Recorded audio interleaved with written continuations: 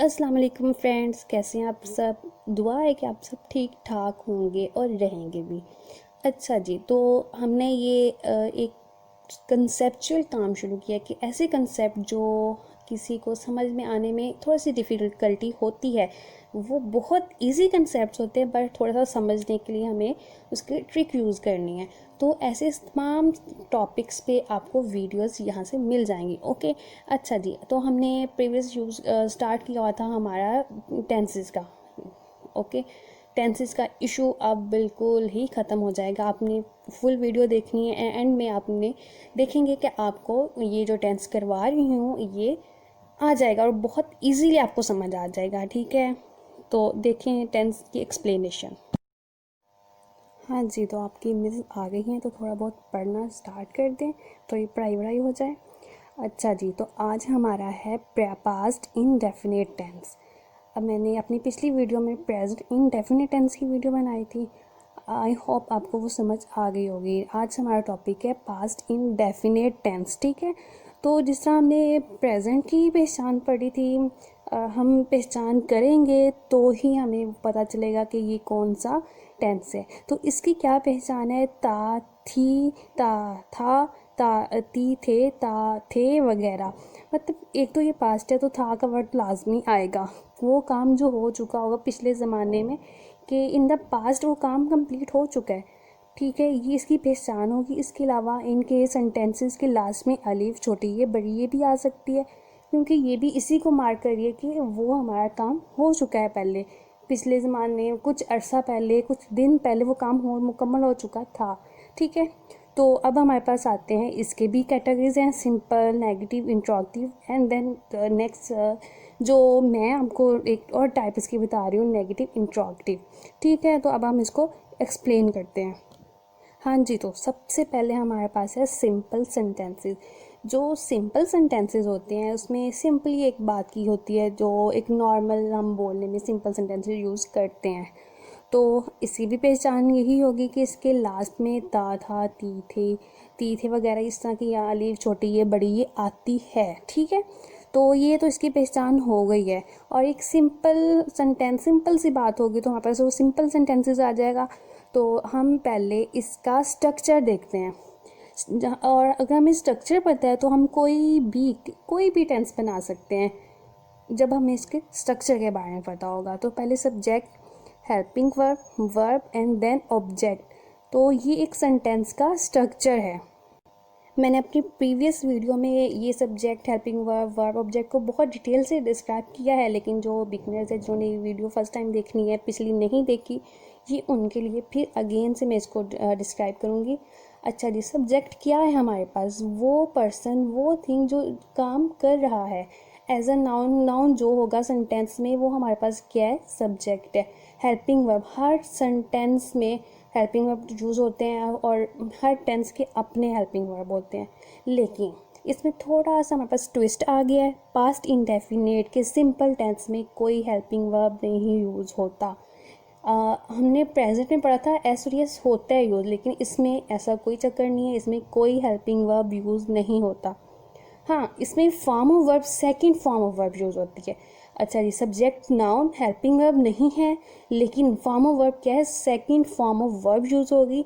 And then last में हमारे पास object. Object क्या चीज़ है? वो चीज़ होती है जिस पर कोई काम हो रहा हो। सब्जेक्ट जिस पर काम कर रहा है वो क्या होगा? हमारे पास ऑब्जेक्ट। ठीक है, यहाँ अब हम कुछ एग्जाम्पल से समझने की कोशिश करते हैं। अच्छा जी, मेरा पहला सेंटेंस है, तुम जाते थे। ठीक है, पहचान आप कर रहे हैं ना, थे वर्ड यूज़ और इसका मतलब ये पास्ट इंडेफिनिट का टेंस ही है। ठीक है, अब हम देखते हैं अपने स्ट्रक्चर के हिसाब से सब चीज़ें इसमें मौजूद हैं। अच्छा जी, तुम क्या हुआ? हमारे पास सब्जेक्ट। जाना क्या हुआ? हमारे पास वर्ब, यहाँ पे कोई ऑब्जेक्ट नहीं है, तो हम इसका सिंपल हमारे पास क्या आएगा? You went. ठीक है, यू वेंट इसका क्या है हमारे पास? सिंपली इसकी हमने ट्रांसलेट कर लिया इसको। ओके देन, तो अब हम अपने सेकंड एग्जांपल की तरफ देखते हैं। तुम वहाँ काम करते थे। इससे आपको पता चल गया है ना कि ये पास्ट इंडेफिनिट का था, क्योंकि इसमें थे वर्ड यूज़ हो रहा है। तो अब हम अपना स्ट्रक्चर्स को कंप्लीट करते हैं। तो हम क्या होगा? हमारे पास सब्जेक्ट, ठीक है, हेल्पिंग वर्ब तो यूज़ नहीं होगा। वर्ब क्या है, काम करना, करना क्या है, वर्ब है, और ऑब्जेक्ट क्या है, काम। ठीक है, तो इसका हम थोड़ा सा कैसे बनाएंगे, यू वर्क देयर। ठीक है, इसका सिंपली हमारे पास सेकेंड फॉर्म ऑफ वर्क की क्या है, वर्कड। ठीक है, you work there. And the third one हमारे पास है, वो क्रिकेट खेलते थे। वो हमारे पास क्या है, सब्जेक्ट है, क्रिकेट क्या है, ऑब्जेक्ट है, एंड देन खेलना क्या है हमारे पास, वहाँ पे वर्ब है। तो इसका सेंटेंस कैसे बनेगा, they played cricket. Okay, play की सेकेंड फॉर्म हमारे पास है played. Okay, and next third हमारे पास थर्ड सेंटेंस है, मैं स्कूल जाती थी। इसमें सब्जेक्ट मैं है, ऑब्जेक्ट और हमारे पास स्कूल है, एंड देन वर्ब क्या है, जाना। तो अब यहाँ देख सकते हैं, आई वेंट टू स्कूल, वो की सेकेंड फॉर्म क्या है, वेंट, तो हमारे पास क्या है, I went to school. Okay, अच्छा जी, अब इस टेंस की हमारे पास सेकंड कैटेगरी है नेगेटिव सेंटेंसेस। ठीक है, राइटिंग पे आ जाइएगा। अच्छा जी, हमारे पास इसकी अगर स्ट्रक्चर देखें तो क्या आएगा, subject, helping verb, not verb and object. अच्छा, तो आपको पता होना चाहिए नेगेटिव में हम किसी बात से नहीं करते हैं या कोई ऐसा काम जो ना हो रहा हो, तो वो नेगेटिव वे में आए, नहीं हो रहा वहाँ पे कुछ, तो ऐसे सेंटेंसेस क्या होंगे, नेगेटिव होंगे। सब्जेक्ट का आपको पता है, हेल्पिंग वर्ब इसमें होगा यूज डिड। सिंपल में कोई हेल्पिंग वर्ब नहीं है, लेकिन नेगेटिव इंटेरोगेटिव और नेगेटिव इंट्रोगेटिव में क्या होता है कि डिड यूज़ होता है हेल्पिंग वर्ब। और ठीक है, उसके बाद आती है हमारे पास वर्ब। अब वर्ब क्या है, verb first form of verb हमारे पास यूज़ होगी। Okay, first form of verb use होगी डिड के साथ। सिंपल में हमारे पास सिंपल सेकंड फॉर्म यूज़ होगी, कोई हेल्पिंग वर्ब नहीं होगा, लेकिन इसमें डिड के साथ फर्स्ट फॉर्म यूज़ होती है। डिड खुद एक सेकंड फॉर्म है डू की, तो एक सेंटेंस में दो हम सेकंड फॉर्म नहीं यूज़ कर सकते, ये एक रूल है। तो डिड के साथ हम सेकंड फॉर्म नहीं, फर्स्ट फॉर्म यूज़ करेंगे। और डिड अब सबके साथ सिंगुलर हो या प्लूरल हो, अब सबके साथ डिड ही यूज़ करेंगे। एक ही हेल्पिंग वर्ब है हमारे पास, तो हम उसी को हर एक के साथ यूज़ करेंगे, चाहे वो सिंगुलर हो चाहे वो प्लूरल हो। अच्छा जी, तो हम इसको भी अब एग्जाम्पल से पढ़ना और इसको सीखते हैं। अच्छा जी, मैंने एक एग्जाम्पल लिया है, मैं हर रोज़ खत नहीं लिखता था। ठीक है, इसमें आ गया आपके पास नहीं, कोई नेगेटिव बात या किसी से मना करना या कोई इनकार करना, ये वर्ड्स आ गए हमारे पास। ये सब आता हमें चल गया, ये पास्ट का तो है, लेकिन इसमें ये नेगेटिव पास्ट इंडेफिनिट है। तो इसका सेंटेंस में अगर हम सब्जेक्ट देखें तो मैं क्या होगा, सब्जेक्ट होगा, लिखना क्या है, वर्ब है, और खत जिस पर काम हो रहा है वो क्या है हमारे पास, ऑब्जेक्ट। ओके, अब हम इसका सेंटेंस बनाते हैं, I did not write letter daily. अब राइट के फर्स्ट फॉर्म है, तो हम डिड के साथ कौन सी फॉर्म यूज़ करें, फर्स्ट फॉर्म यूज़ करें, I did not write letter daily. अब अपना स्ट्रक्चर देखिए, हमने उसी हिसाब से क्या किया, अपना सेंटेंस मेक कर लिया। तो it's very simple and easy. आपको पहले स्ट्रक्चर पता होना चाहिए, वो बेफिक्र होकर ना सोया, he did not sleep peacefully.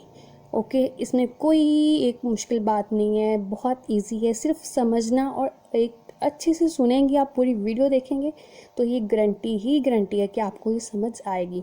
ठीक है, अब हमारे पास सेकंड एग्जांपल भी हो गई है, ही डिड नॉट स्लीप पीसफुली। हाँ जी, तो हमारा अगला है इसकी कैटेगरी इंट्रोगेटिव।